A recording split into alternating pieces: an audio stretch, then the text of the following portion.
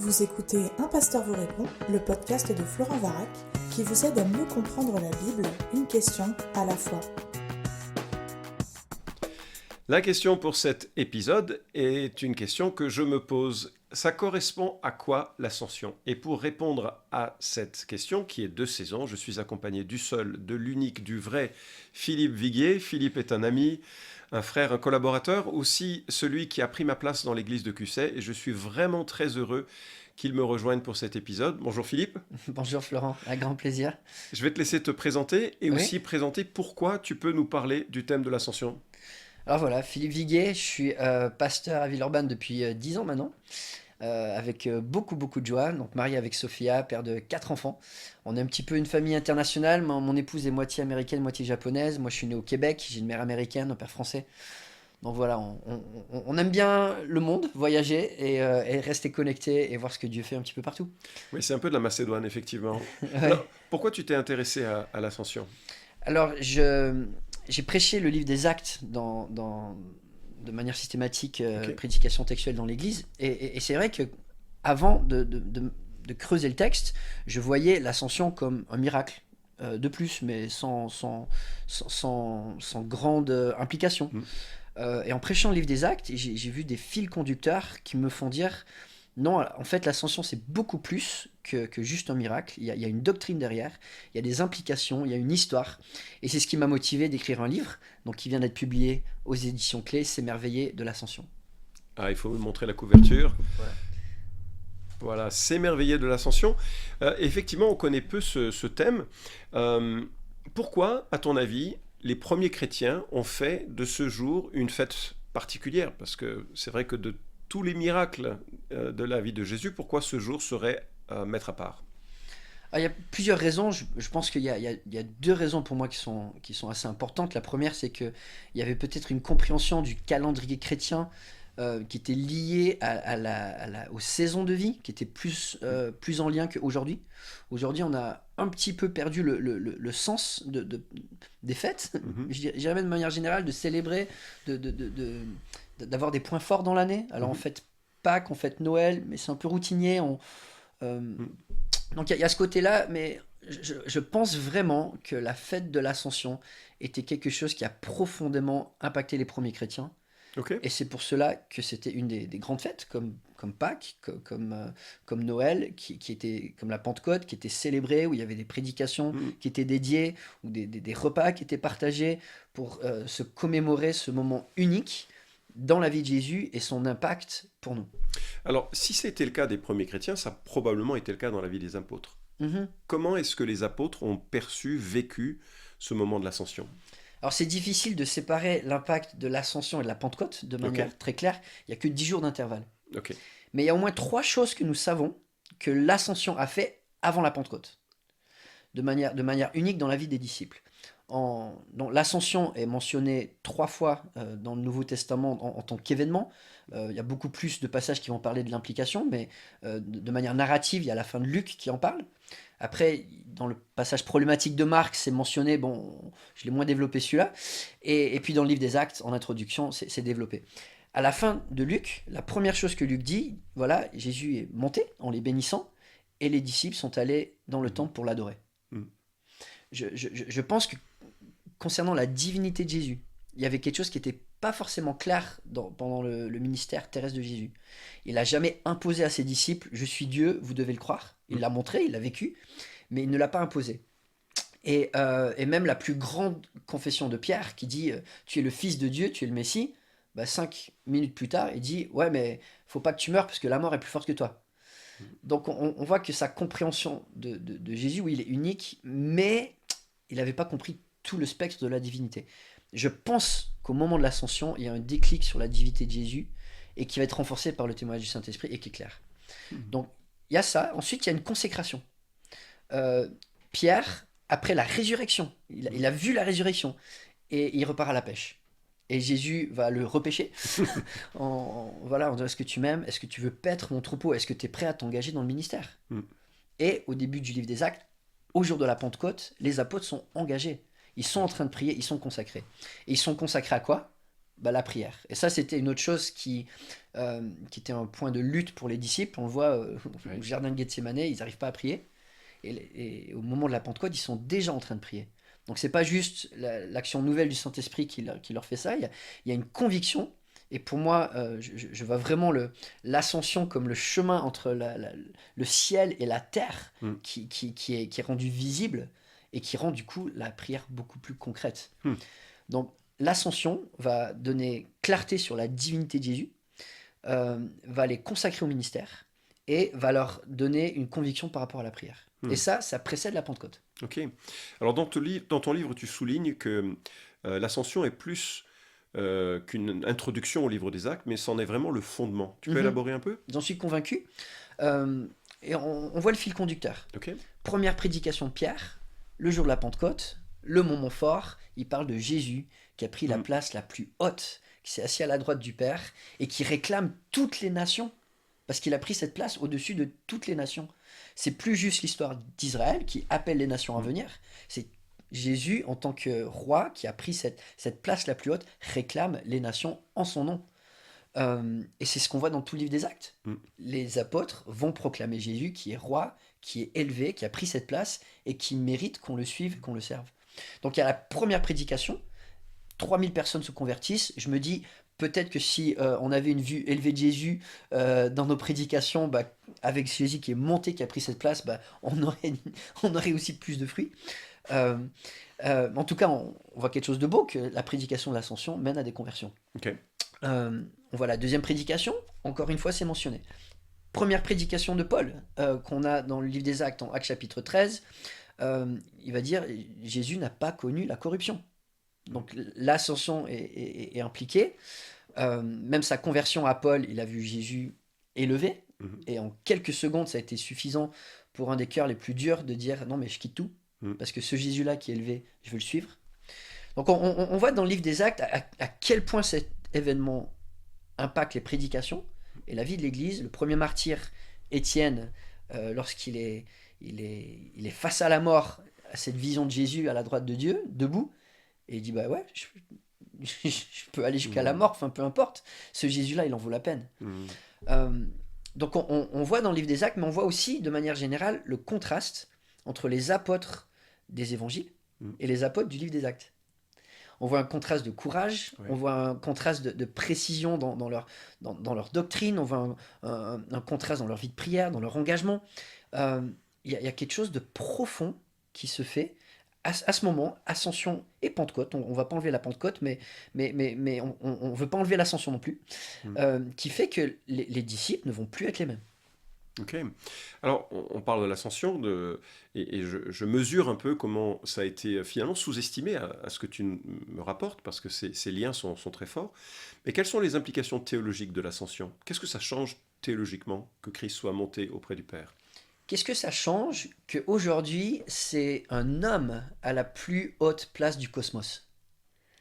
C'est quand même fou de penser que Jésus-Christ, Dieu, mais aussi homme, il s'est incarné de manière éternelle, s'est assis dans cette forme à la plus haute place du cosmos, plaçant l'humanité avec lui à un rang d'honneur, qui nous garantit un futur, qui nous garantit une place de règne avec lui, qui garantit que l'humanité sera toujours dans le cœur de Dieu de manière incroyablement favorable.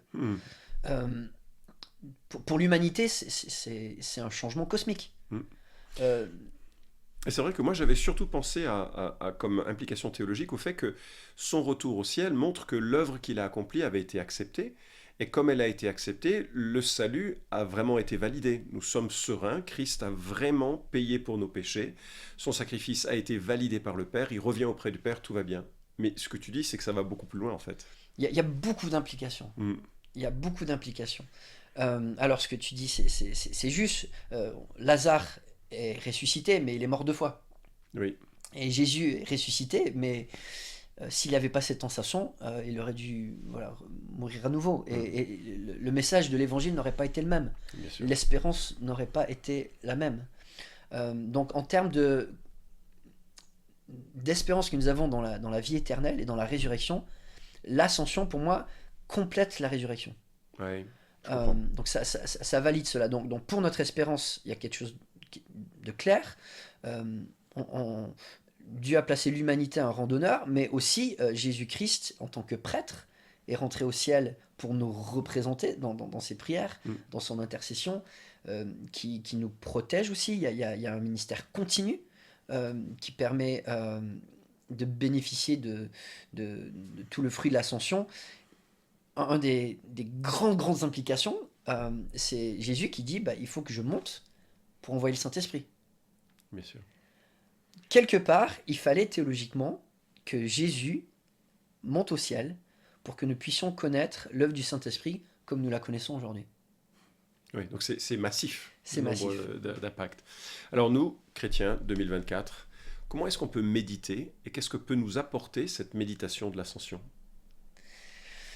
Je pense que pour moi, ce qui m'a le plus impacté dans toutes ces méditations, et voilà, j'ai voulu vraiment faire un survol de l'histoire de l'ascension dans la Bible, en commençant par le contraste entre la chute de Satan et l'ascension de Jésus, qui vraiment pour moi c'est un langage, c'est des antonymes, c'est des contraires, et de comprendre les implications de Jésus qui fait monter l'humanité alors que la chute nous fait descendre avec la mort. Le contraste est vraiment une image. C'est excellent. Et je pense à l'histoire de l'humanité. Qu'est-ce qu'on recherche quand on regarde les nouvelles ? Des histoires de personnes qui montent et des histoires de personnes qui descendent. Parce qu'on a envie de monter, on a tous envie d'avoir du succès, la réussite, notre ascension personnelle. Les stars sportives, les acteurs et tout ça, On les hommes politiques. On veut devenir des étoiles. Ouais, oui. Et en même temps, on n'a pas envie d'écouter que des histoires de réussite, donc on est bien content quand d'autres se plantent pour dire je suis pas le seul. C'est ça. Et c'est ce qu'on voit dans les nouvelles, les gens qui montent, les gens qui descendent. C'est vraiment notre histoire. Dans la bourse aussi. Alors je m'y connais pas, j'ai pas assez pour pouvoir investir. Moi, les peu de choses que j'ai fait dans ce monde, ça a toujours baissé. Alors il y a un côté très pratique en disant ok, mon ascension à moi, ma réussite, où c'est que je vais la placer ? Dans ce que Satan a offert, en essayant de décrocher son ascension par ses propres forces, ou vraiment cet investissement de foi dans celui qui a pris cette place, qui a mérité cette place, et qui l'a fait de manière naturelle son ascension, parce qu'il le mérite vraiment. Et donc il y a vraiment cette foi en Jésus-Christ qui est mise en évidence, et pour moi c'est vraiment l'application principale de cette étude. C'est vraiment avoir foi dans Christ qui a révélé le chemin ouvert vers le ciel. En étudiant l'ascension et l'histoire de l'ascension, j'ai étudié un petit peu le chemin entre le ciel et la terre. Et ce que Jésus a fait lors de l'ascension, c'est qu'il a rendu visible ce chemin. Et notre foi, des fois, elle a besoin d'exemples concrets qui nous montrent que le ciel est pas si loin que ça. C'est ça. Et plus tu te rapproches du ciel dans ta foi, tu vas prier différemment, tu vas avoir des aspirations différentes, tu vas vivre ta vie chrétienne différente parce que tu t'aperçois les bénédictions célestes sont proches. Et ça, pour moi, c'est la grande leçon de cette étude. Et c'est sûr que, en parlant du chemin vers le ciel, tu fais pas mal d'analyses de textes qui semblent pas forcément liés à l'ascension dans l'Ancien Testament pour montrer un peu tous ces allers-retours qui sont là et qui, finalement, précède et annonce d'une certaine manière la grande ascension. Alors ton livre s'intitule, et je vais le reprendre, ton livre s'intitule « S'émerveiller de l'ascension », publié aux éditions Clés. C'est un livre qui vient tout juste de sortir de presse. Vous devez vous précipiter pour l'obtenir, c'est ma recommandation bien sûr. Mais toi-même, tu es ressorti émerveillé de l'ascension ? Absolument. Comment ? Un des côtés pratiques, comme je te disais, c'est... Si les disciples ont pu autant être transformés, est-ce que moi, je peux aussi être impacté ? C'est une question simple. Les disciples ont été impactés par cet événement, ils ont été émerveillés de cet événement. Pourquoi pas moi ? Pourquoi juste passer à côté alors que ce miracle en particulier va les impacter de manière profonde pour le reste de leur ministère ? Je pense aux disciples. Quelle est leur dernière impression de Jésus-Christ alors qu'ils sont partis dans le ministère ? Quand tu te souviens de quelqu'un, tu te souviens souvent de la dernière fois dont tu l'as vu. C'est vrai. Ils ont vu Jésus élevé dans la gloire. Et c'est Jésus élevé qu'ils sont allés proclamer. Et je me dis, si j'ai cette même impression de Jésus élevé dans la gloire, eh ben, je vais faire la même chose qu'eux. Je vais aller le prêcher, parce que ce Jésus-là le mérite, je vais aller l'annoncer, je vais vivre pour lui. Ça, pour moi, c'est très, très concret. Très, très concret. Et puis, comme je te disais, tout le chemin de la foi, ça m'a encouragé dans ma vie de prière, dans ma vie d'adoration, et puis dans mon émerveillement des Écritures aussi. De voir la cohérence. Je me suis senti vraiment privilégié, finalement, de prendre une doctrine un peu négligée, et de pouvoir découvrir tellement de richesses. Et je me dis, en tant que pasteur, on aspire à ça, de découvrir des choses et de pouvoir le partager. Et ça m'a vraiment comblé. Rien que de t'entendre, ça me donne envie de le relire, parce que je l'ai lu une première fois lorsque tu l'as proposé aux éditions Clés. Et j'avoue, oui, c'était original. Donc, ton traitement aussi est original, il va surprendre parfois, mais il nous permet de s'émerveiller, et ça, c'est le but.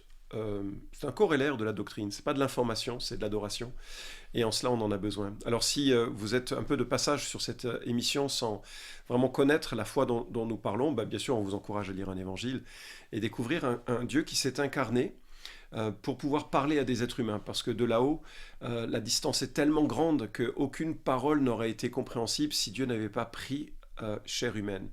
Et puis c'est pas simplement pour communiquer, c'est aussi pour nous représenter. Jésus vient représenter Dieu auprès de nous, mais il vient aussi représenter les hommes que nous sommes auprès de Dieu. Et en cela, il est vraiment le pont parfait. Jésus dira, je suis le chemin, la vérité et la vie, nul ne vient au Père que par moi. Et la raison qu'il le dit, c'est pas parce qu'il y aurait une sorte d'unicité arrogante dans sa capacité, mais parce qu'il est réellement le pont, le pontife souverain et absolu entre Dieu et les hommes. Et il peut nous emmener auprès de lui. Et lorsqu'il meurt sur la croix, il meurt pour couvrir nos fautes. On a tellement besoin de cela, tellement nous sommes loin de la sainteté de Dieu.